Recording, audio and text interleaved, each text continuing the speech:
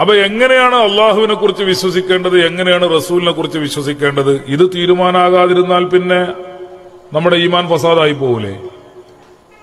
നമ്മുടെ വിശ്വാസം പേച്ചു പോവില്ലേ?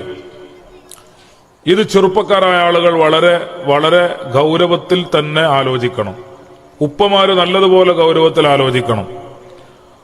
ലാ ഇലാഹ ഇല്ലല്ലാഹു എന്ന് പറയുന്ന അള്ളാഹുവിന്റെ ദീനിന്റെ അടിസ്ഥാന വാക്യം എല്ലാ പള്ളിയിൽ നിന്നും 5 നേരം നമ്മൾ വിളിച്ചു പറയണം, അല്ലെ? അഷ്ഹദു അല്ലാ ഇലാഹ ഇല്ലല്ലാഹ്. ഇത് പറയാത്ത ബാങ്കില്ല, ഇത് പറയാത്ത ഇഖാമത്തില്ല, ഇത് പറയാത്ത നേരല്ല. എല്ലാ നേരവും ഇതിങ്ങനെ പറഞ്ഞുകൊണ്ടിരിക്കുക, ലാ ഇലാഹ ഇല്ലല്ലാഹ്. ഈ ലാ ഇലാഹ ഇല്ലല്ലാഹ് എന്ന് പറയുമ്പോ തന്നെ അള്ളാഹു അല്ലാതെ ഇലാഹില്ല എന്ന് ഒരാൾക്ക് പറയണമെങ്കിൽ അത് എവിടുന്ന് കിട്ടി, എങ്ങനെ വന്നു എന്നൊക്കെ ആലോചിക്കണമല്ലോ. അള്ളാഹുവിന്റെ വഹി മുഖാന്തരമാണ് ലാ ഇലാഹ ഇല്ലല്ലാഹ് എന്നത് നമുക്ക് കിട്ടുന്നത്. അള്ളാന്റെ വഹിയാണത്. ആ വഹിയ സ്വീകരിക്കേണ്ടത് ആരാണ് ഭൂമി ലോകത്ത്? അത് നബിമാരാണ്. മുഹമ്മദുർ റസൂലുള്ളാഹി സ്വല്ലല്ലാഹു അലൈഹി വസല്ലം ആ നബിമാരുടെ നേതാവാണ്, അവസാനത്തെ ആളാണ്. ഇനി റസൂലുള്ളാഹിക്ക് ശേഷം മറ്റൊരു നബിയില്ല, മറ്റൊരു റസൂലില്ല. ആ നിലക്ക് അന്ത്യപ്രവാചകനാണ് മുഹമ്മദുർ റസൂലുള്ളാഹി സ്വല്ലല്ലാഹു അലൈഹി വസല്ലം. റസൂലുള്ളാഹി സ്വല്ലല്ലാഹു അലൈഹി വസല്ലം തങ്ങൾ സ്വീകരിക്കണം. എന്ത്? വഹി. ആരാണ് വഹി ഇറക്കുന്നത്? അല്ലാഹു തആല. അത് കൊണ്ടുവരുന്നത് ആരാണ്? ജിബ്രീൽ അലൈഹിസ്സലാം. അല്ലാഹു തആല കൊടുക്കുന്ന വഹി സന്ദേശങ്ങൾ ജിബ്രീൽ അലൈഹിസ്സലാം ഭൂമി ലോകത്തേക്ക് കൊണ്ടുവരികയാണ്. അത് കൊണ്ടുവരുമ്പോൾ സ്വീകരിക്കേണ്ടത് ആരാ? മുഹമ്മദുർ റസൂലുള്ളാഹ്. ആ മുഹമ്മദ് റസൂലുള്ളാഹി സ്വല്ലല്ലാഹു അലൈഹി വസല്ലം തങ്ങളെക്കുറിച്ച് നമുക്കിടയിൽ ജമാഅത്തെ ഇസ്ലാമി എന്ന് പറഞ്ഞ് ഒരു വിഭാഗമുണ്ട്. ഞാൻ അതേക്കുറിച്ച് ഇപ്പൊ വിശദീകരിക്കല്ല, അത് വിശദീകരിക്കാൻ നമുക്ക് വേറെ ക്ലാസും പരിപാടിയൊക്കെ വേറെ വെക്കാം. ഞാനിപ്പോ ഇതിന്റെ ഈ ഒരു അഖീദയെ കുറിച്ച് പറഞ്ഞപ്പോ എന്ന് പറയണം. ജമാഅത്തെ ഇസ്ലാമി ഉണ്ട് ഒരു ഭാഗത്ത്, അതിലേറെ കുറച്ചും കൂടി പഴക്കമുണ്ട് മറ്റേ മുജാഹിദ് എന്ന് പറയുന്ന വിഭാഗം.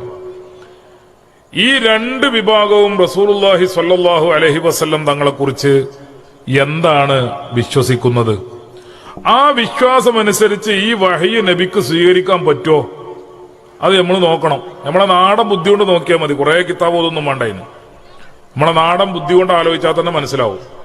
ഇവര് പറയുന്നതനുസരിച്ച് ഈ ജിബ്രീൽ കൊണ്ടുവരുന്ന ഈ വഹി സ്വീകരിക്കാൻ ഈ മുഹമ്മദ് നബി സ്വല്ലല്ലാഹു അലൈഹി വസല്ലം തങ്ങൾക്ക് സാധിക്കുമോ എന്ന് ആലോചിക്കണം. ജമാഅത്തെ ഇസ്ലാമിയുടെ പ്രബോധനം എന്ന് പറയുന്ന ഒരു പത്രമുണ്ട്.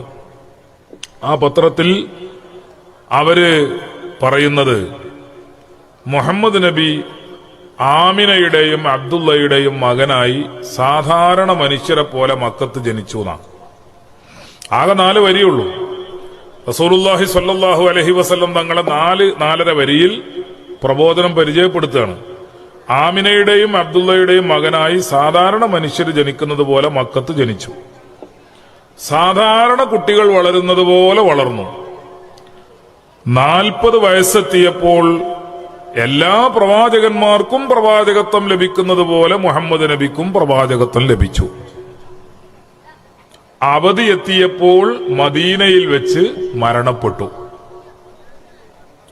ജമാഅത്തെ ഇസ്ലാമി റസൂലുള്ളാഹി സ്വല്ലല്ലാഹു അലൈഹി വസല്ലമ തങ്ങളെ പരിചയപ്പെടുത്തിക്കൊണ്ട് പറഞ്ഞ വാചകങ്ങളാണിത്. 3-4 വാചകങ്ങളേ ഉള്ളൂ. 4ഉം പൊള്ളാണ്. മുഹമ്മദുർ റസൂലുള്ളാഹി സ്വല്ലല്ലാഹു അലൈഹി വസല്ലം ആമിനയുടെയും അബ്ദുള്ളയുടെയും മകനായി സാധാരണ കുട്ടികൾ ജനിക്കുന്നത് പോലെ ജനിച്ചു എന്ന് പറയുന്നത് പൊള്ളാണ്. അത് മദ്രസയിൽ പഠിക്കുന്ന കുട്ടികളോട് ചോദിച്ചാൽ അവർ പറഞ്ഞുതരും എങ്ങനെയായിരുന്നു റസൂലുള്ളാന്റെ ജന്മെന്ന്. ഗർഭകാലം മുതൽ, റസൂലുള്ള ഗർഭസ്ഥ ശിശുവായിരിക്കുന്ന കാലം മുതൽക്ക് ആമിന ബീവി റളിയല്ലാഹു അൻഹ അള്ളാഹുവിന്റെ റസൂലിനെ കുറിച്ച്, ആ ഗർഭകാലത്തെക്കുറിച്ച് പറഞ്ഞ സംഭവങ്ങളൊക്കെ ചരിത്രത്തിലുണ്ട്. അതൊക്കെ നമ്മുടെ മദ്രസയിൽ 5-ാം ക്ലാസ്സിൽ പഠിക്കുന്ന കുട്ടികളോട് ചോദിച്ചാൽ പോലും അവര് പറഞ്ഞു തരും മുഹമ്മദ് നബി സ്വല്ലല്ലാഹു അലൈഹി വസല്ലമയുടെ ജന്മം ഒരു സാധാരണ ജന്മമല്ല. ഗർഭസ്ഥ ശിശുവായിരിക്കുമ്പോഴും അങ്ങനെയല്ല, പ്രസവത്തിന് ശേഷവും റസൂലുള്ളാഹി സ്വല്ലല്ലാഹു അലൈഹി വസല്ലം തങ്ങളുടെ ജന്മവുമായി ബന്ധപ്പെട്ടുണ്ടായ അത്ഭുത സംഭവങ്ങൾ വളരെയേറെയുണ്ട്, വളരെയേറെ. അത് ചരിത്രം വിശദീകരിക്കുന്നില്ല. ഏതായാലും ആ വാചകം കളവാ. പിന്നീട് പറയുന്നത് റസൂലുള്ളാഹി സ്വല്ലല്ലാഹു അലൈഹി വസല്ലം സാധാരണ കുട്ടികൾ വളർന്നത് പോലെ വളർന്നു എന്നാ. ഹലീമ ബീവി കേട്ടാ അടിക്കും. ഹലീമ ബീവിയാണല്ലോ കുട്ടിനെ മുല കൊടുത്ത് വളർത്തിയത്. ആ ഹലീമ ബീവി ഈ പ്രസ്താവന കേട്ടാൽ അടിക്കും.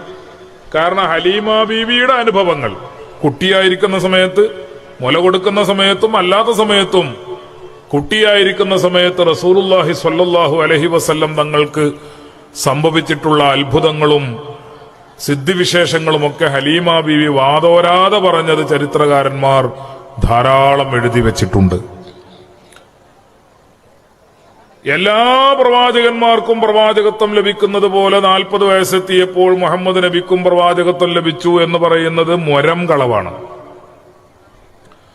എല്ലാ പ്രവാചകന്മാരും അൽയൗമ അക്മൽതു ലക്കും ദീനക്കും വഅത്മംതു അലൈക്കും നിഅമതി വറളീതു ലക്കുമുൽ ഇസ്ലാമ ദീന എന്ന പ്രസ്താവന ഒറ്റ പ്രവാചകനും നടത്തിയിട്ടില്ല. ആദം അലൈഹിസ്സലാം മുതൽക്ക് ഇങ്ങോട്ട് ഈസ അലൈഹിസ്സലാം വരെയുള്ള പ്രവാചകന്മാർ ഇതാ വേറെ ഒരാൾ വരാനുണ്ട്, മറ്റൊരാൾ എനിക്ക് ശേഷം വരാനുണ്ട്, അവര് വരുമ്പോ നിങ്ങൾ അവരെ സ്വീകരിക്കണം, അവർ പറയുന്നത് അനുസരിക്കണം, അവരെ വിശ്വസിക്കണം എന്ന് പറഞ്ഞുകൊണ്ടാണ് ഈസാ അലൈഹിസ്സലാം ഉൾപ്പെടെയുള്ള എല്ലാ പ്രവാചകന്മാരും ലോകത്തോട് വിട പറഞ്ഞതോ അല്ലെങ്കിൽ അവരുടെ ദൗത്യം അവസാനിപ്പിച്ചു കൊണ്ടുപോയിട്ടുള്ളതോ. ആരും പറഞ്ഞിട്ടില്ല ഇത് പൂർണ്ണാണ്, ഇനി ആരും വരാല്ല, ഞാനാണ് അവസാനത്തെ ആള് എന്നാരും പറഞ്ഞിട്ടില്ല. അത് പറഞ്ഞതാരാ? മുഹമ്മദുർ റസൂലുള്ളാഹി സ്വല്ലല്ലാഹു അലൈഹി വസല്ലം. അൽ യൗമ അക്മൽതു ലക്കും ദീനക്കും വഅത്മംതു അലൈക്കും നിഅമതി. ഈ ദീൻ പൂർണ്ണമാണ് എന്ന് പറഞ്ഞ് ഇതിന്റെ അന്തിമമായ പ്രഖ്യാപനം, സമർപ്പണം നടത്തിക്കൊണ്ട് പ്രവാചക ശൃംഖല അവസാനിപ്പിച്ചുകൊണ്ട് അന്ത്യപ്രവാചകനായി കടന്നു വന്നിട്ടുള്ള ആളാണ് മുഹമ്മദുർ റസൂലുള്ളാഹി സ്വല്ലല്ലാഹു. അപ്പൊ സാധാരണ എല്ലാവർക്കും നുബുവത്ത് കിട്ടിയ മാതിരി നുബുവത്ത് കിട്ടി എന്ന് പറയുന്നതും കൊള്ളാം. പിന്നീട് അവസാനം റസൂലുള്ളാഹി സ്വല്ലല്ലാഹു അലൈഹി വസല്ലം തങ്ങളെ പരിചയപ്പെടുത്തിക്കൊണ്ട് ജമാഅത്തെ ഇസ്ലാമിയുടെ മുഖപത്രത്തിൽ പറയുന്നത്, അവധി എത്തിയപ്പോൾ സാധാരണ മനുഷ്യന്മാര് മരിക്കുന്നത് പോലെ മദീനത്ത് വെച്ച് മരിച്ചു എന്നാ. അതിലൊരുപാട് കളവുണ്ട്. റസൂലുള്ളാഹി സ്വല്ലല്ലാഹു അലൈഹി വസല്ലം തങ്ങളുടെ വഫാത്തിന്റെ വേളയിൽ മഹാനായ അസ്റായിൽ അലൈഹിസ്സലാം റസൂലുള്ളാഹി സ്വല്ലല്ലാഹു അലൈഹി വസല്ലം തങ്ങളെ സമീപിച്ചു. ആ ചരിത്രങ്ങളൊക്കെ ഹദീസിന്റെ ഗ്രന്ഥങ്ങളിൽ ഉള്ളതാണ്. റസൂലുള്ളാഹി തങ്ങൾ അടുത്തുണ്ടായിരുന്ന ഭാര്യമാരൊക്കെ മാറ്റി, പെണ്ണുങ്ങളൊക്കെ മാറ്റി അസ്റായിൽ അലൈഹിസ്സലാം എന്ന് സലാം പറഞ്ഞു. അസ്റായിൽ അലൈഹിസ്സലാമിനോട് അസ്റായിൽ അലൈഹിസ്സലാം റസൂലുള്ളാഹി സ്വല്ലല്ലാഹു അലൈഹി വസല്ലം തങ്ങളോട് ചോദിക്കുകയാണ്, എന്നെ പറഞ്ഞയച്ചതാണ്, തങ്ങളെ സമ്മതം ഉണ്ടെങ്കിൽ റൂഹ് പിടിക്കാൻ വേണ്ടി പറഞ്ഞിട്ടുണ്ട്, തങ്ങൾക്ക് സമ്മതം ഉണ്ടെങ്കിൽ റൂഹ് പിടിക്കാൻ വേണ്ടി പറഞ്ഞിട്ടുണ്ട്, ഇല്ലെങ്കിൽ എന്നോട് മടങ്ങിപ്പോരാനാ പറഞ്ഞത്, എന്താ വേണ്ടത്? ഈ ദുനിയാവിൽ ഇങ്ങനൊരു ഒരു സമ്മതം ചോദിക്കല് അള്ളാഹുവിന്റെ റസൂലിനോടല്ലാതെ അസ്റായിൽ അലൈഹിസ്സലാം നടത്തിയിട്ടില്ല. നിങ്ങൾക്ക് സമ്മതമാണെങ്കിൽ പോരാ, സമ്മതമാണെങ്കിൽ ഞാൻ റൂഹ് പിടിക്കാം, ഇല്ലെങ്കിൽ ഞാൻ തിരിച്ചു പോകാം, അതിനാണ് കൽപ്പന എന്ന് പറഞ്ഞ് റസൂലുള്ളാഹി സ്വല്ലല്ലാഹു അലൈഹി വസല്ലം തങ്ങളോടല്ലാതെ മറ്റൊരാളോടും അള്ളാഹുവിന്റെ ഈ അസ്റായിൽ അലൈഹിസ്സലാം എന്ന് ഇങ്ങനെ ഒരു സമ്മതം ചോദിച്ചുകൊണ്ട് റൂഹ് പിടിക്കുന്ന. പക്ഷെ അവിടെ റസൂലുള്ളാഹി തങ്ങൾ വഫാത്തിനെ തെരഞ്ഞെടുത്തു. അർ റഫീഖ് അൽ അഅല, വഫാത്തിനെ തെരഞ്ഞെടുത്തു. അത് റസൂലുള്ളാഹി തങ്ങളുടെ തെരഞ്ഞെടുപ്പായിരുന്നു. അങ്ങനെ ഒരുപാട് കാര്യങ്ങൾ പറയാനുണ്ട്. സാധാരണ മനുഷ്യന്മാർ മരിച്ചു പോകുന്നത് പോലെ മരിച്ചുപോയി റസൂലുള്ളാഹ് എന്ന് പറയുന്ന അങ്ങനെ ജമാഅത്തെ ഇസ്ലാമി അള്ളാഹുവിന്റെ റസൂലിന്റെ വ്യക്തിത്വത്തെ വക്രീകരിക്കുവാൻ വേണ്ടി നടത്തിയ ശ്രമങ്ങളാണ് ഞാൻ സൂചിപ്പിച്ചത്. ഞാൻ ഈ കാര്യം നിങ്ങളോട് പറയാനുള്ള കാരണം, ഒരു സാധാരണ മനുഷ്യനായി ജനിച്ച് സാധാരണ കുട്ടിയായി വളർന്ന് സാധാരണക്കാര് ജീവിക്കുന്നത് പോലെ ജീവിച്ച് സാധാരണക്കാര് മരിക്കുന്നത് പോലെ മരിച്ച മക്കത്തെ ഒരു മുഹമ്മദാണ് ഈ മുഹമ്മദ് എങ്കിൽ എങ്ങനെയാണ് ജിബ്രീൽ അലൈഹിസ്സലാം എന്ന മലക്കിന്റെ ആ മലക്ക് നൽകുന്ന സന്ദേശങ്ങളെ സ്വീകരിക്കുവാനും അത് ഉൾക്കൊള്ളുവാനും റസൂലുള്ളാഹി സ്വല്ലല്ലാഹു അലൈഹി വസല്ലം തങ്ങൾക്ക് സാധിക്കുക? ഒരു സാധാരണ കേൾവിയും സാധാരണ കാഴ്ചയും സാധാരണ പ്രകൃതിയുമുള്ള ഒരു മനുഷ്യന് തീർച്ചയായും ഒരു മലക്കുമായി ബന്ധപ്പെടാൻ കഴിയില്ല സാധാരണഗതിയിൽ. മലക്കുമായി ബന്ധപ്പെടണമെങ്കിൽ ചില സവിശേഷമായ സിദ്ധിവിശേഷങ്ങൾ ഉണ്ടായിരിക്കണം. ആ സിദ്ധിവിശേഷങ്ങളുടെ ഉടമയായിരുന്നു റസൂലുള്ള. മാത്രമല്ല എല്ലാ അമ്പിയാക്കന്മാരും അങ്ങനെയാണ്. അങ്ങനെയാവുമ്പോൾ മാത്രമേ ഈ മലക്കുകളുടെ ലോകവും ഈ ദുനിയാവും തമ്മിൽ ഒന്ന് ബന്ധപ്പെടുത്താൻ അങ്ങനെ ഒരു പ്രക്രിയയുണ്ട്. വഹയിന്റെ ലോകം വ്യത്യസ്തമാണ്, മനുഷ്യൻ ജീവിക്കുന്ന ലോകം വേറെയാണ്. ആ മനുഷ്യൻ ജീവിക്കുന്ന ലോകവും വഹയിന്റെ ലോകവും തമ്മിൽ ബന്ധപ്പെടുത്തുന്ന കണ്ണികളാണ് മുഹമ്മദുർ റസൂലുള്ളാഹി സ്വല്ലല്ലാഹു അലൈഹി വസല്ലം തങ്ങൾ ഉൾപ്പെടെയുള്ള പ്രവാചകന്മാർ. ആ പ്രവാചകന്മാർക്ക് മലക്കുകളെ കാണാനാകണം, മലക്കുകളെ കേൾക്കാനാകണം, മലക്കുകളുമായി ആശയവിനിമയം നടത്താൻ സാധിക്കണം. അങ്ങനെയൊക്കെ സാധിക്കുമ്പോൾ മാത്രമേ അവർക്ക് വഹയി സ്വീകരിക്കാൻ പറ്റുള്ളൂ. വഹയിലൂടെയാണ് തൗഹീദ് ലഭിക്കുന്നത്, വഹയിലൂടെയാണ് ഖുർആൻ ലഭിക്കുന്നത്. ആ ഖുർആനും വഹയും ഒക്കെ ലഭിക്കുന്ന, ലാ ഇലാഹ ഇല്ലല്ലാഹ് ലഭിക്കുന്ന, റിസാലത്ത് ലഭിക്കുന്ന, മുഹമ്മദുർ റസൂലുള്ളാഹി ലഭിക്കുന്ന ആ വഹയ്, അത് സ്വീകരിക്കാനുള്ള കരുത്ത്, അത് സ്വീകരിക്കാനുള്ള ഒരു സിദ്ധിവിശേഷം, ഒരു അസാധാരണമായ ഒരു പവർ ആർക്കുണ്ടാകണം? നബിക്കുണ്ടാകണം. അത് നബിക്കില്ല എന്നാണ് ജമാഅത്തെ ഇസ്ലാമി പറയുന്നത്. അത് നബിക്കില്ല. അത് മക്കത്ത് ജനിച്ചൊരു മുഹമ്മദ്, അബ്ദുള്ളാന്റെ മകൻ, ആമിനാന്റെ മകൻ, സാധാരണക്കാരമാതിരി തന്നെ ജനിച്ചു, സാധാരണക്കാരമാതിരി ആയുസെത്തിയപ്പോ മരിച്ചു എന്ന് പറയുന്ന ജമാഅത്തെ ഇസ്ലാമിയുടെ അഖീദ വിശ്വാസം ശരിയല്ല എന്നാണ് ഞാൻ പറഞ്ഞതിന്റെ രത്ന ചുരുക്കം. ഈമാൻ അള്ളാന്റെ അനുഗ്രഹമാണ്, അത് കളിക്കാൻ പറ്റൂല. അതാ ജലീൽ ഉസ്താദ് നേരത്തെ പറഞ്ഞത്. ഈമാൻ അള്ളാഹുവിന്റെ അനുഗ്രഹമാണ്, ഹിദായത്ത് അള്ളാന്റെ അനുഗ്രഹമാണ്. അത് ഏതെങ്കിലും ആൾക്കാർക്ക് രാഷ്ട്രീയ ലാഭത്തിന് വേണ്ടി തട്ടിക്കളിക്കാനുള്ളതല്ല. ജമാഅത്തെ ഇസ്ലാമിക്ക് രാഷ്ട്രീയമായ ചില ആഗ്രഹങ്ങളും താല്പര്യങ്ങളൊക്കെ ഉണ്ടാവും. അതാണല്ലോ. ഞാൻ അതേക്കുറിച്ച് ഇപ്പോൾ ഇവിടെ ഇങ്ങനെ ഒരു മജ്ലിസിൽ അത് വിശദീകരിക്കേണ്ടതില്ല എന്നെനിക്ക് തോന്നുന്നു. ജമാഅത്തെ ഇസ്ലാമിക്ക് പണ്ട് വോട്ട് ശിർക്കായിരുന്നു. വോട്ട് ചെയ്താൽ മുശ്രിക്കാവും, തെരഞ്ഞെടുപ്പിൽ മത്സരിച്ചാലും മുശ്രിക്കാവും. എത്ര മാഷന്മാരെ രാജിച്ചത് നിങ്ങൾക്കറിയോ? സ്കൂളിൽ നിന്ന്, ഗവൺമെന്റ് സ്കൂളിൽ നിന്ന്. എത്ര അധ്യാപകന്മാരെ രാജിവെച്ചത് ഗവൺമെന്റ് കോളേജുകളിൽ നിന്ന്. എന്താ കാരണം? ജമാഅത്തെ ഇസ്ലാമിക്ക് ഒരു പഴയ വാദമുണ്ട്. അതെന്താ? ഇന്ത്യൻ ഭരണകൂടം എന്ന് പറയുന്നത് താഗൂത്താണ് എന്നായിരുന്നു അവരുടെ വാദം. താഗൂത്ത് എന്ന് പറഞ്ഞാൽ ബിംബം. ഇന്ത്യൻ ഭരണകൂടം ഒരു ബിംബാണ്. അവർ ബിംബത്തിന്റെ സ്ഥാനത്താ. അപ്പൊ ബിംബത്തെ അനുസരിക്കുക, ബിംബത്തിന് വിധേയപ്പെടുക, അത് ശിർക്കാണല്ലോ. ഇസ്ലാം എന്ന് പുറത്തു പോണ പരിപാടിയല്ലേ. ബിംബത്തെ അനുസരിക്കുക, ബിംബത്തിന് വിധേയപ്പെടുക എന്ന് പറയുമ്പോൾ താഗൂത്തിന് വിധേയപ്പെടുക, താഗൂത്തിന് അനുസരിക്കുക, അത് ഇസ്ലാം എന്ന് പുറത്തു പോണ പരിപാടിയാണ്. അതുകൊണ്ട് ഇന്ത്യൻ ഭരണകൂടത്തെ അനുസരിച്ചാൽ, ജനാധിപത്യ പ്രക്രിയയിൽ പങ്കാളിത്തം വഹിച്ചാൽ, വോട്ട് ചെയ്താൽ, സ്ഥാനാർത്ഥിയായി മത്സരിച്ചാൽ, അതേപോലെ ഇന്ത്യൻ ഗവൺമെന്റിന്റെ കീഴിലുള്ള ഏതെങ്കിലും ഉദ്യോഗം സ്വീകരിച്ചാൽ, അത് സ്കൂളിലാണെങ്കിൽ ജോലി സ്വീകരിച്ചാൽ, കോളേജിലാണെങ്കിൽ ജോലി സ്വീകരിച്ചാൽ, മറ്റേതെങ്കിലും കേന്ദ്രങ്ങളിലാണെങ്കിൽ അവിടെയുള്ള ഉദ്യോഗം സ്വീകരിച്ചാൽ, ആ ചെയ്യുന്നത് ശിർക്കാണ്, ശിർക്ക് ചെയ്തവൻ ഇസ്ലാമിൽ നിന്ന് പുറത്താണ് എന്ന വാദമായിരുന്നു ജമാഅത്തെ ഇസ്ലാമിക്ക് ഒരുപാട് കാലമുണ്ടായിരുന്നത്. ജമാഅത്തെ ഇസ്ലാമിയുടെ 25 വർഷങ്ങൾ എന്ന് പറയുന്ന ഒരു പുസ്തകമുണ്ട് മലയാളത്തിൽ.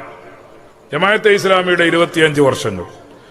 ആ 25 വർഷങ്ങൾ ജമാഅത്തെ ഇസ്ലാമിയുടെ വളർച്ചയും പുരോഗതിയും ഒക്കെ എണ്ണിയ കൂട്ടത്തിൽ ജമാഅത്തെ ഇസ്ലാമി പറഞ്ഞത്, ഇന്ത്യൻ ഭരണകൂടം താഗൂത്താണ്, ബിംബമാണ് എന്ന് ജമാഅത്തെ ഇസ്ലാമി പ്രഖ്യാപിച്ചതിന്റെ ഫലമായി അതനുസരിച്ചുകൊണ്ട് എത്രയോ മുസ്ലിം കുട്ടികൾ ഇന്ത്യൻ വിദ്യാഭ്യാസ കേന്ദ്രങ്ങളിൽ നിന്ന് വിദ്യാഭ്യാസം ബഹിഷ്കരിച്ചുകൊണ്ട് ഇറങ്ങി വന്നു. കോളേജിൽ നിന്നൊക്കെ കുട്ടികൾ ഇറങ്ങി വന്നു, പഠനം നിർത്തിയിട്ടേ, കാരണം ശിർക്കല്ലേ. അതേപോലെ കോളേജുകളിൽ അധ്യാപകന്മാരായിരുന്ന ധാരാളം ചെറുപ്പക്കാർ അവരുടെ ജോലി രാജിവെച്ചിറങ്ങി വന്നു. സ്കൂളുകളിൽ പഠിപ്പിച്ചിരുന്ന മുസ്ലിം ചെറുപ്പക്കാർ അവരുടെ ജോലി രാജിവെച്ചുകൊണ്ടിറങ്ങി വന്നു. അത് ഈ പ്രസ്ഥാനത്തിന്റെ സ്വാധീനമാണ്, ഈ പ്രസ്ഥാനത്തിന്റെ വളർച്ചയാണ് എന്ന് പറഞ്ഞ് അഭിമാനം പറഞ്ഞിരുന്നു ജമാഅത്തെ ഇസ്ലാമി. അതിന്റെ 25ാം വാർഷികം പ്രഖ്യാപിച്ചുകൊണ്ട് അല്ലെങ്കിൽ വിശദീകരിച്ചുകൊണ്ട് ഇറക്കിയ പുസ്തകത്തിൽ എന്തായിരുന്നു ഫലം? ഇന്ത്യൻ മുസ്ലിമീങ്ങൾ ഒരു 50 കൊല്ലം പിറകോട്ട് വലിച്ചു. ഒരു 50 കൊല്ലം അങ്ങോട്ട് പിറകോട്ട് വലിച്ചു. ഞാനത് വിശദീകരിക്കുന്നില്ല. ഇപ്പൊ എന്തായി എന്നുള്ളത് നിങ്ങൾക്കൊക്കെ അറിയാം. ഇപ്പൊ എന്തായി? അന്ന് വോട്ട് ശിർക്കായിരുന്നു, തെരഞ്ഞെടുപ്പ് ശിർക്കായിരുന്നു, അതേപോലെ സ്ഥാനാർത്ഥിയായി മത്സരിക്കൽ ശിർക്കായിരുന്നു, വോട്ട് ചെയ്യൽ ശിർക്കായിരുന്നു. ഇങ്ങനെ എന്തെല്ലാം ഏടാകൂടങ്ങൾ മുസ്ലിം സമുദായത്തിൽ പറഞ്ഞ് പ്രചരിപ്പിച്ച് തീവ്രവാദത്തിലേക്ക് മുസ്ലിം സമുദായത്തെ നയിച്ച് ഇന്ത്യൻ ഭരണകൂടത്തോടും ഇന്ത്യൻ മതേതര ജനാധിപത്യ മൂല്യങ്ങളോടും ചന്തി തിരിച്ചു നിന്ന് അങ്ങനെ മുസ്ലിം ചെറുപ്പക്കാരെ വഴിതെറ്റിക്കുവാൻ വേണ്ടിയുള്ള എല്ലാ ശ്രമങ്ങളും നടത്തി. ഇപ്പൊ ജമാഅത്തെ ഇസ്ലാമിക്ക് ഒരു രാഷ്ട്രീയ പാർട്ടി ഉണ്ട്, അല്ലേ? ജമാഅത്തെ ഇസ്ലാമിക്ക് തന്നെ ഒരു രാഷ്ട്രീയ പാർട്ടി ഉണ്ട്. നേരത്തെ ശിർക്ക. ഈ ഇസ്ലാമിൽ മാറാത്ത ചില കാര്യങ്ങളുണ്ട്. മാറാത്ത ചില കാര്യങ്ങളിൽ പെട്ടതാണ് ഏറ്റവും പ്രധാനപ്പെട്ട തൗഹീദ്. അതിന് മാറ്റല്ല. അത് ആദം നബി മുതൽ ഇവിടെ വരെ ഇനിയിപ്പോ ഇന്ന് വരെ അങ്ങനെ തന്നെയാണ്. അതിന് മാറ്റമൊന്നുമില്ല. ലാ ഇലാഹ ഇല്ലല്ലാഹ് എന്ത് മാറ്റാ? അതിന് മാറ്റല്ല. അതിന്റെ നേരെ എതിരാണ് ഷിർക്ക്. അതിനും മാറ്റല്ല. ഷിർക്ക് എന്നും ഷിർക്ക് തന്നെ, തൗഹീദ് എന്നും തൗഹീദ് തന്നെ. പക്ഷെ ജമാഅത്തെ ഇസ്ലാമിയുടെ പുസ്തകങ്ങളും പത്രങ്ങളൊക്കെ ഇങ്ങനെ വായിച്ചു നോക്കിയാല് ഷിർക്ക് ഇന്ന് ഷിർക്ക്, നാളെ തൗഹീദ്, നാളെ ഷിർക്ക്, മറ്റന്നാളെ തൗഹീദ്. ഇങ്ങനെയാണ് കോലങ്ങൾ. വോട്ട് ചെയ്യൽ ഷിർക്കായിരുന്നു മുമ്പ്, സ്കൂൾ പഠിപ്പിക്കൽ ഷിർക്കായിരുന്നു അതിന്റെയും മുമ്പ്, കോളേജ് പഠിപ്പിക്കൽ ഷിർക്കായിരുന്നു അതിന്റെയും മുമ്പ്. പിന്നെ അതെല്ലാം കൂടി തിരിഞ്ഞത് എപ്പോഴാണെന്ന് അറിയോ? തിരിയാനൊരു കാരണം ഉണ്ടായി. ഇന്ദിരാഗാന്ധി അടിയന്തരാവസ്ഥ പ്രഖ്യാപിച്ച സമയത്ത് ജമാഅത്തെ ഇസ്ലാമിയെ നിരോധിച്ചു. നേതാക്കന്മാരൊക്കെ ജയിലിലായപ്പോ ഒരു പ്രശ്നം. ജയിലിൽ നിന്ന് ജാമ്യം കിട്ടണമെങ്കിൽ കോടതിയെ സമീപിക്കണമെങ്കിൽ കോടതി താവൂത്തല്ലേ? ഇന്ത്യൻ ഗവൺമെന്റിന്റെ കീഴിലുള്ള അല്ലെങ്കിൽ അതിന്റെ ഭാഗമായി വരുന്ന കോടതിയാണ്. ആ കോടതി താവൂത്താണ്. അതുകൊണ്ട് അവിടെ കേസ് നടത്താൻ പാടില്ല. കേസ് നടത്തിയാൽ ശിർക്ക. വക്കീലിനെ സമീപിക്കാൻ പാടില്ല. വക്കീലിനെ വെച്ചാൽ ശിർക്ക. ഇന്ത്യൻ കോടതിയോട് ജാമ്യം തേടിയോ അല്ലെങ്കിൽ നിയമ സഹായം തേടിയോ അതിനെ സമീപിക്കുന്നത് ശിർക്ക. അവസാനം ജമാഅത്തെ ഇസ്ലാമിയുടെ ശൂറ കൂടിയിട്ട് തീരുമാനിച്ചു, ഇപ്പൊ കുടുങ്ങിയ ഘട്ടത്തിൽ ഈ ശിർക്കിൽ ചെറിയൊരു ഇളവ് ചെയ്യണം. കാരണം നേതാക്കന്മാർ മൊത്തം ചെയ്യില്ല. അടിയന്തരാവസ്ഥാ കാലത്ത് ഇന്ദിരാഗാന്ധി ഇത് മുഴുവൻ നിരോധിച്ചു. ജമാഅത്തെ ഇസ്ലാമിയെ നിരോധിച്ചു. അങ്ങനെ നിരോധിച്ചപ്പോ നേതാക്കന്മാർ മുഴുവനും ജയിലിലായി. ജയിലിൽ ഇന്നത്തെ ജയിലല്ല, അന്ന് ഉണ്ടെന്നെയാണ്. ഇന്ന് ഉണ്ട പറച്ചിലാണ്. അപ്പൊ ഉണ്ട തിന്ന് നേതാക്കന്മാർ കുഴങ്ങി. അവസാനം ജാമ്യത്തിൽ ഇറങ്ങാൻ വേണ്ടിയുള്ള കാര്യങ്ങൾ ചർച്ച ചെയ്തപ്പോഴാണ് മൗലവിമാർ പറയുന്നത് ജാമ്യത്തിൽ ഇറക്കാൻ പറ്റൂല്ലോ. കാരണം ജാമ്യത്തിൽ ഇറക്കണമെങ്കിൽ വക്കീലിനെ വെക്കണ്ടേ, കോടതിയെ സമീപിക്കണ്ടേ? അത് ശിർക്കല്ലേ? അവ എങ്ങനെ സമീപിക്കും? താവൂത്തല്ലേ?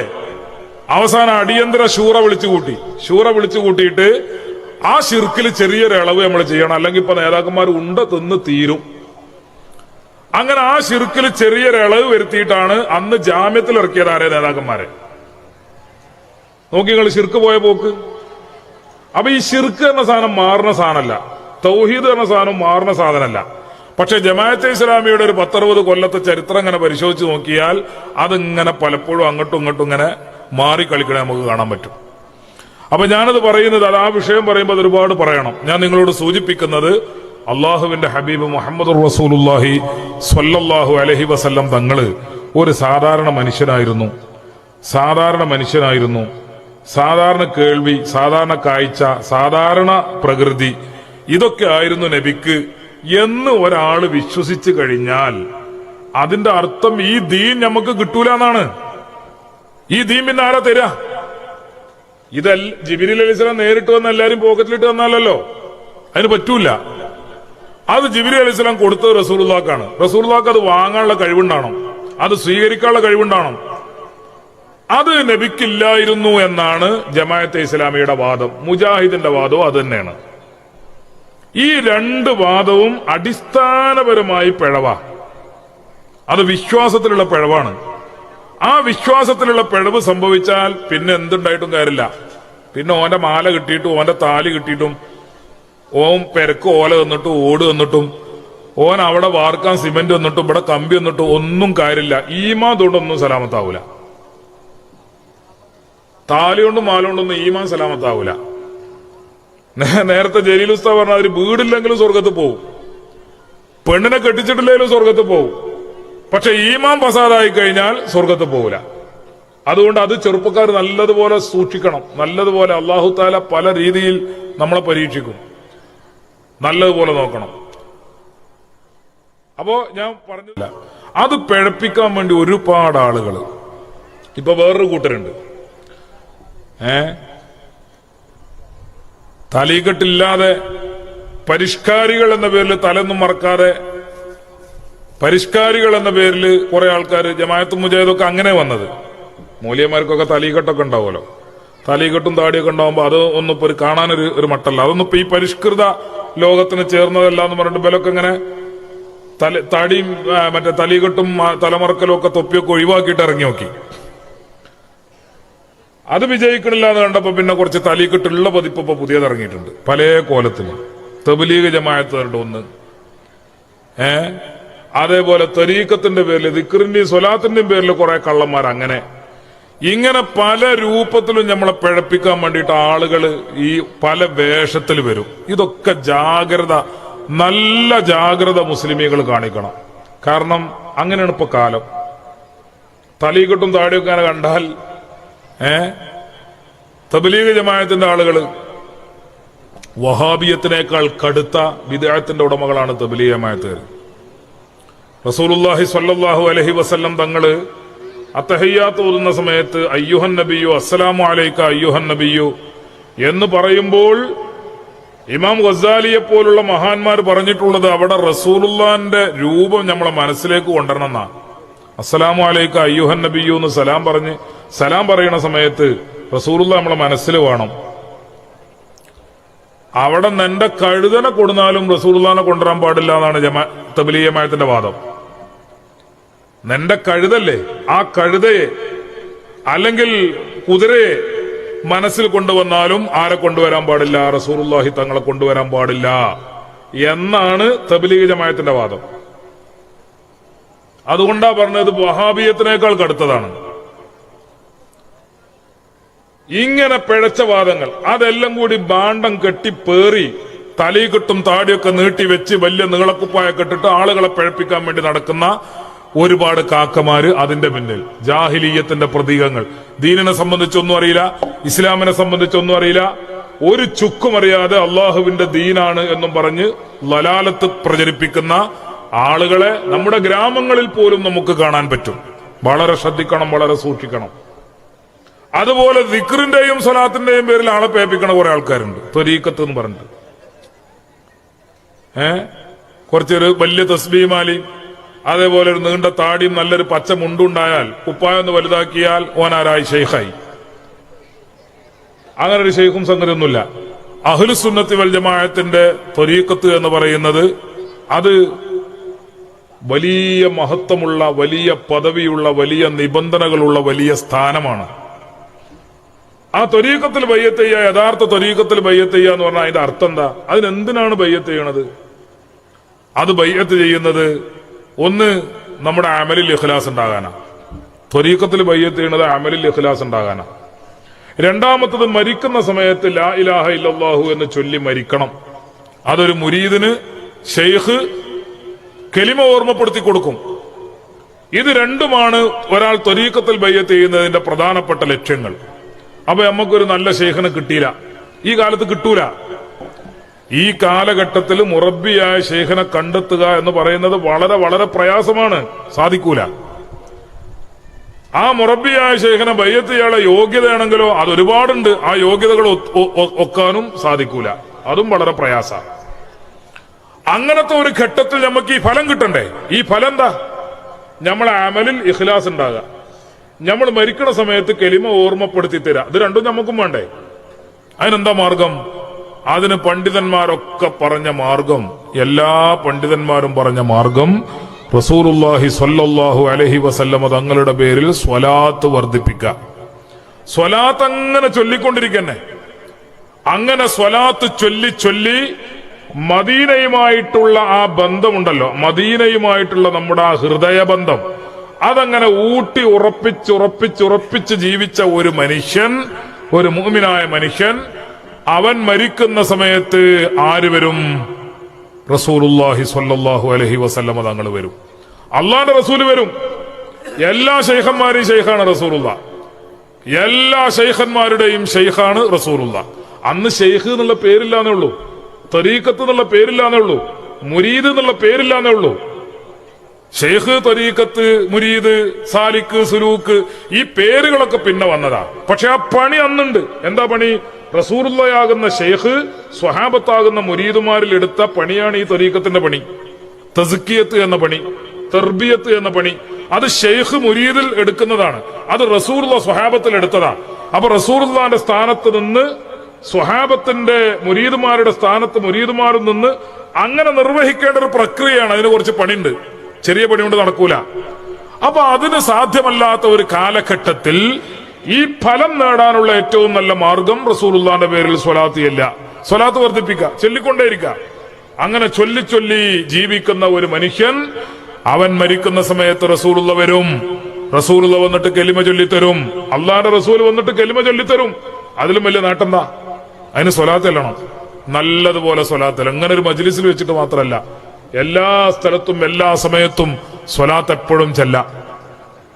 പദ്യമായി ചെല്ലാം, ഗദ്യമായി ചെല്ലാം. അങ്ങനെ സ്വലാത്തുകൾ ഇങ്ങനെ വർദ്ധിപ്പിച്ചുകൊണ്ടിരിക്കുക. അങ്ങനെ സ്വലാത്ത് വർദ്ധിപ്പിക്കുമ്പോൾ നമുക്ക് മരണപ്പെടുന്ന സമയത്ത് നമ്മുടെ ഈമാൻ സലാമത്തായി.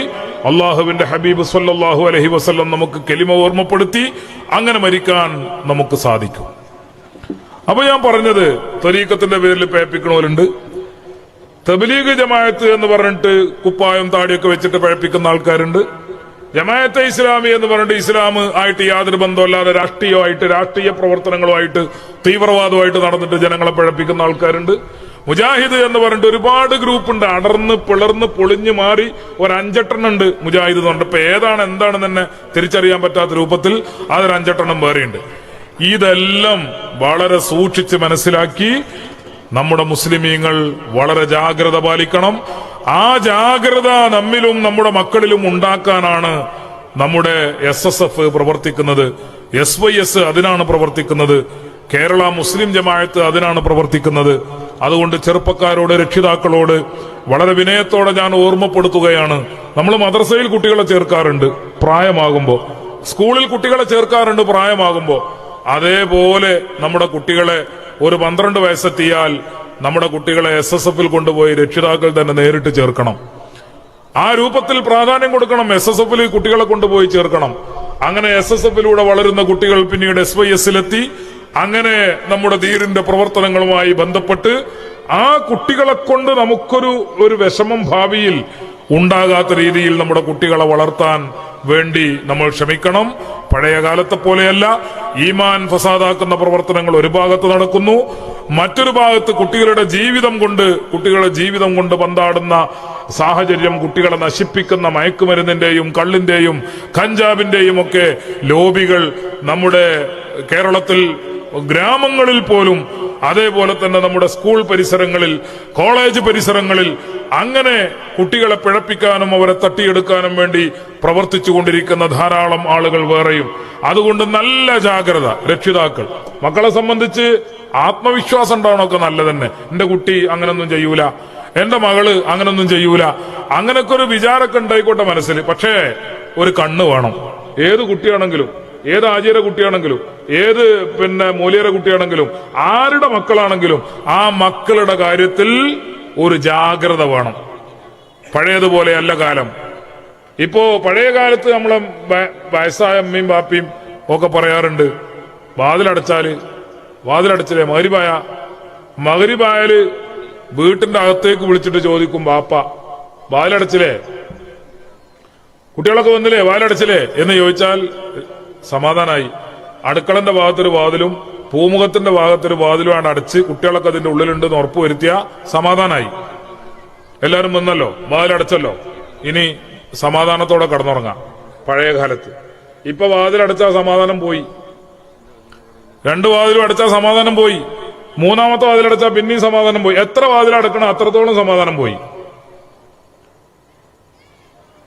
കുട്ടികളും പെൺകുട്ടികളും ആൺകുട്ടികളും ഒക്കെ ഓരോ റൂമിലേക്ക് ഇങ്ങനെ ഒറ്റപ്പെടും തോറും വാതിലടക്കുമ്പോ അങ്ങനെയുള്ള ഉണ്ടാകുക. ഓരോ വാതിലടക്കുമ്പോ ഓരോ റൂമിലേക്ക് ഇങ്ങനെ കുട്ടികൾ ഇങ്ങനെ ഒറ്റപ്പെട്ട് പോവുക. അങ്ങനെ ഒറ്റപ്പെട്ടു പോകുമ്പോ എത്ര വാതിൽ നമ്മൾ അടക്കുന്നോ അതിന്റെ 10 മടങ്ങ് വാതിലുകൾ ഓരോ റൂമിലേക്കും തുറക്കുകയാണ്.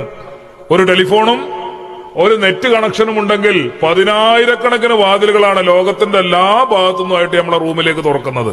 അടുക്കളയിലേക്കും ബെഡ്റൂമിലേക്കും എല്ലാ റൂമിലേക്കും തുറക്കുക. മുമ്പ് അങ്ങനെയല്ല. മുമ്പ് പൂമുഖത്തും അടുക്കള ഭാഗത്തും ഓരോ വാതിലടച്ച സുരക്ഷിതായി. മക്കളൊക്കെ വീട്ടിലെത്തിയെന്ന് കണ്ടാൽ സുരക്ഷിതായി. ഇന്ന് ആ സുരക്ഷിതത്വം നമുക്ക് നഷ്ടപ്പെട്ടിരിക്കുന്നു. ആ അമ്ന്, ആ സുരക്ഷാ ബോധം നമുക്ക് നഷ്ടപ്പെട്ടിരിക്കുന്നു. അതുകൊണ്ട് കുട്ടികളുടെ ജീവിതത്തിൽ വളരെയേറെ ശ്രദ്ധ നമ്മുടെ രക്ഷിതാക്കൾക്കുണ്ടായിരിക്കണം. അല്ലെങ്കിൽ പിന്നെ ഖേദിക്കേണ്ടി വരും, പിന്നെ വിഷമിക്കേണ്ടി വരും. അതിന് റസൂലുള്ളാഹി സ്വല്ലല്ലാഹു അലൈഹി വസല്ലം തങ്ങൾ പറഞ്ഞിട്ടുള്ള ഒറ്റ കാര്യമുണ്ട്. എല്ലാ കുട്ടികളും മദ്രസയിൽ പഠിക്കല. കുട്ടികളല്ല അത് പഠിക്കേണ്ടത്, വലിയോല. പക്ഷെ കുട്ടികളെ നമ്മൾ പഠിപ്പിക്കുക. മദ്രസ നല്ല പഠിപ്പിക്കാൻ പറ്റുള്ളൂ. അപ്പൊ അതുകൊണ്ട് കുട്ടികളെ പഠിപ്പിക്കുക. എന്താ, ഒരു കൊച്ചു ഹദീസ് ഉണ്ട്. റസൂലുള്ളാഹി സ്വല്ലല്ലാഹു അലൈഹി വസല്ലം തങ്ങൾ ചെറിയ കുട്ടികൾക്ക് വേണ്ടി പറഞ്ഞതാ. നിങ്ങൾ കുട്ടികളോട് 7 വയസ്സെത്തിയാൽ നിസ്കാരം കൊണ്ട് കൽപ്പിക്കണം. 10 വയസ്സെത്തിയിട്ട് നിസ്കരിച്ചിട്ടില്ലെങ്കിൽ ആ കുട്ടിയെ അതിന്റെ പേരിൽ നിങ്ങൾ അടിക്കണം. ഇത് ഉമ്മാനോടും ബാപ്പാനോടുള്ള കൽപ്പന. പക്ഷെ കുട്ടികളെ നമ്മൾ പഠിപ്പിക്കല്. ഉമ്മാനോടും ബാപ്പാനോടാണ് കൽപ്പന, പക്ഷെ അത് പഠിപ്പിക്കുന്നത് കുട്ടികൾക്കാ. 7 വയസ്സെത്തിയാൽ കുട്ടികളോട് നിസ്കരിക്കാൻ കൽപ്പിക്കുക. അപ്പൊ വാപ്പ കുട്ടിയെ നിസ്കരിച്ചെന്ന് വെച്ചാൽ അമ്മ അടുക്കളയിൽ നിന്ന് ചോദിക്കും, ഓനിപ്പോ 2ാം ക്ലാസ്സിൽ എത്തിയിട്ടുള്ളൂ, അപ്പത്തിന് നിങ്ങൾ പോനെ പിടിച്ച് നിസ്കരിപ്പിച്ചണോ? വാപ്പാന്റെ കഥ അതോടെ കഴിഞ്ഞ്. ഉമ്മ അടുക്കളയിൽ നിന്ന് പറയുന്നതോടുകൂടി വാപ്പാന്റെ കഥ അങ്ങനെ. ഇനി നേരെ തിരിച്ച് ഉമ്മയാണ് പറയണതെങ്കിലോ വാപ്പാന്റെ വക ഒരു ഓപ്പ 2ാം ക്ലാസ്സിൽ എത്തിയിട്ടുള്ളൂ, അപ്പത്തിന് തന്നെ ജീവനെ നിസ്കരിപ്പിച്ചണോ? ഈ നിസ്കരിപ്പിച്ചിട്ടില്ലെങ്കിൽ കുട്ടി നിസ്കാരം പഠിക്കൂല. ഈ നിസ്കാരം മാത്രമല്ല, 7ാം ക്ലാസ്സിലെത്തി 7 വയസ്സെത്തി കുട്ടിയെ നിസ്കരിക്കാൻ വേണ്ടി കൽപ്പിച്ച് അടിക്കൊന്നും വേണ്ട. അങ്ങനെ 3 കൊല്ലം അമ്മയും ബാപ്പയും തലങ്ങും വിലങ്ങും നിക്കരിക്കടി എന്നിങ്ങനെ സ്നേഹപൂർവ്വം പറഞ്ഞുകൊണ്ടിരുന്നാൽ 10 വയസ്സാകുമ്പോഴേക്ക് ആ കുട്ടി നിസ്കാരം പഠിക്കും. 10 വയസ്സായിട്ട് ഒറ്റപ്പെട്ട ചില കുട്ടികൾ നിസ്കരിക്കാതെ ഉണ്ടെങ്കിൽ ഒന്ന് അടിക്കണം. അവിടെയാണ് അടിക്കാൻ പറഞ്ഞത്. അടിച്ച് നിസ്കരിപ്പിക്കണം. അങ്ങനെ 5 വർഷം പിന്നെയുണ്ട്.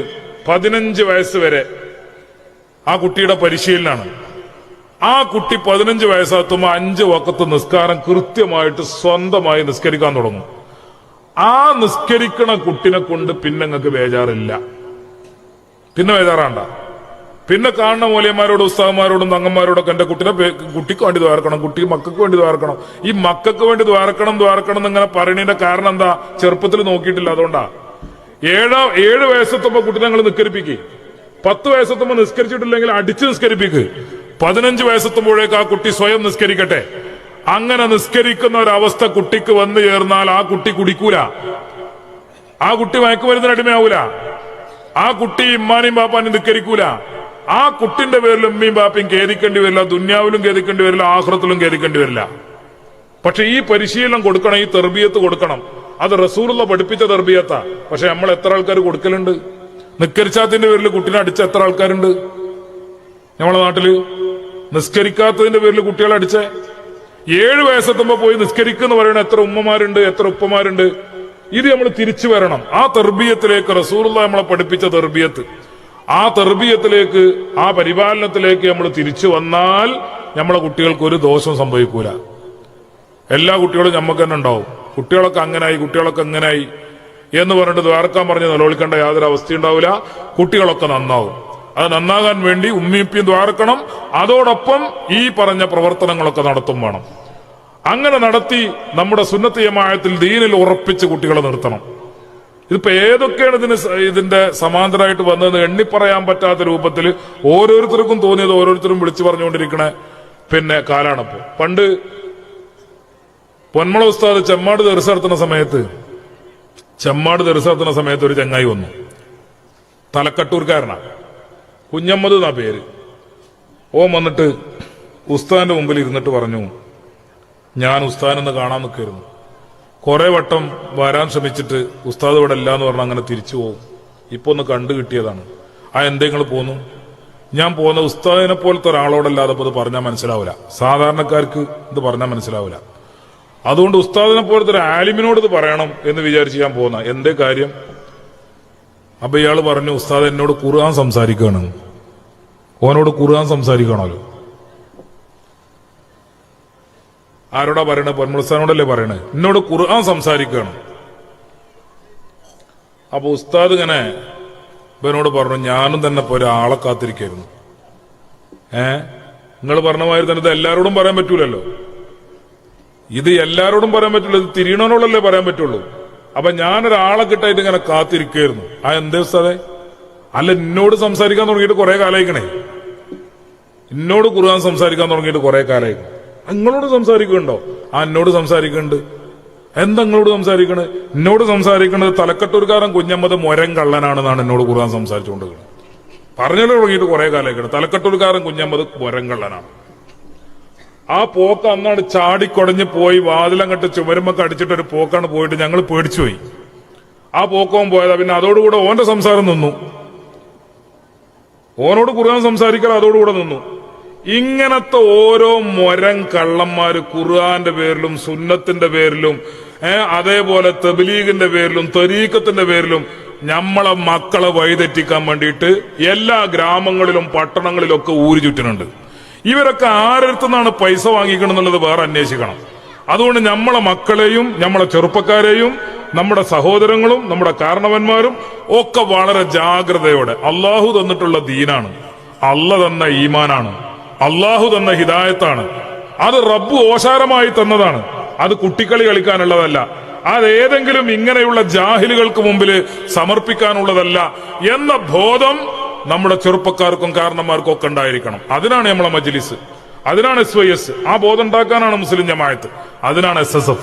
അതിലൊക്കെ എല്ലാവരും കൂട്ടമായിട്ട് പ്രവർത്തിക്കണം എന്ന് മാത്രം പറഞ്ഞ് ഞാൻ കുറച്ച് നീണ്ടുപോയി. അല്ലാഹു തആല നമുക്ക് തൗഫീഖിനെ പ്രദാനം ചെയ്യട്ടെ. നമ്മളെ മജ്ലിസിൽ അല്ലാഹു ബറക്കത്ത് തരട്ടെ.